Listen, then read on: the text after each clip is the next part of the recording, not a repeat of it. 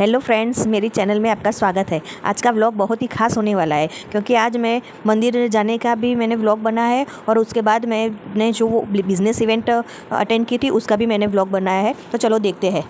तो घर से हम मंदिर के लिए जाने के लिए निकल चुके थे, तो वहाँ मैंने ये थोड़ा शूट किया था ताकि आपको भी मैं दिखा सकूं कि मैं इस तरह से मंदिर में जा रही हूँ। और ये है मंदिर के आंगन का वीडियो। मंदिर में बहुत ही भीड़ थी और आपको शायद पता चल गया होगा कि मैं कौन से मंदिर गई थी।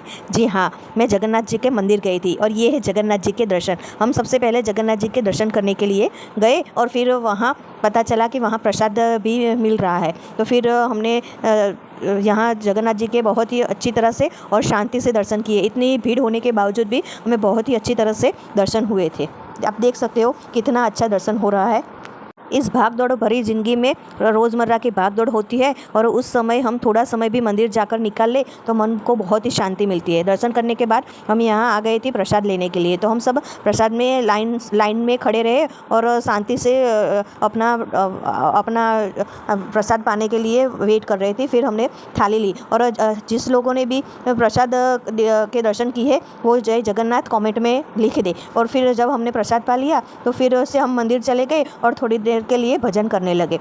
आप देख रहे हैं कि यहाँ कितने सारे लोग भजन कर रहे हैं। मंदिर में हर जगह से भजन की मंडली भी आई हुई थी और अलग अलग सोसाइटियों में से और जो भी भक्त थे वो सब वहाँ दर्शन करने के लिए आए थे और सब लोग वहाँ पे भजन कर रहे थे। कोई माला कर रहा था, कोई शांति से प्रभु को देख रहा था और मन में प्रभु का नाम ले रहा था। आप देख रहे हैं कि किस तरह से सब लोग यहाँ बैठ भजन कर रहे हैं। हाँ, आज की छोटी सी सीख, जीवन में कितना भी काम हो पर अपने मन और आत्मा के लिए थोड़ा टाइम निकालना ही चाहिए और वो बात हर धर्म के लिए लागू होती है।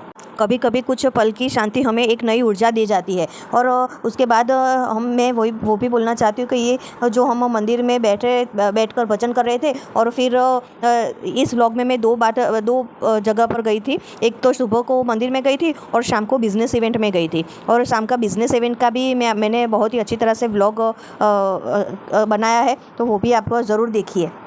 और साथ में मैं वो भी बोलना चाहूँगी कि जिन्होंने भी इस व्लॉग में जगन्नाथ जी के प्रसाद के दर्शन किए हैं वो भी इस व्लॉग के कमेंट के नीचे जय जगन्नाथ ज़रूर लिखें। और आपको मेरा वीडियो कैसा लगा वो भी ज़रूर देखिए और आप अपनी राय आप जब इस तरह से अपने भगवान के लिए कुछ समय, अपनी आत्मा के लिए कुछ समय निकलते तो आपको कैसा लगता है वो भी मुझे ज़रूर बताइए।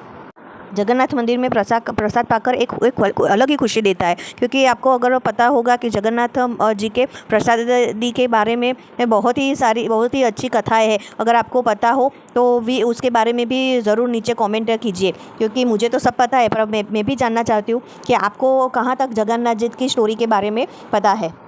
और एक स्टोरी वो भी है कि जगन्नाथपुरी में जगन्नाथ जी ने एकादशी को उल्टा क्यों लटकाया है, वो भी आपको अगर पता होगा तो वो भी मुझे वहाँ कमेंट में लिखिए कि जी हाँ मुझे पता है।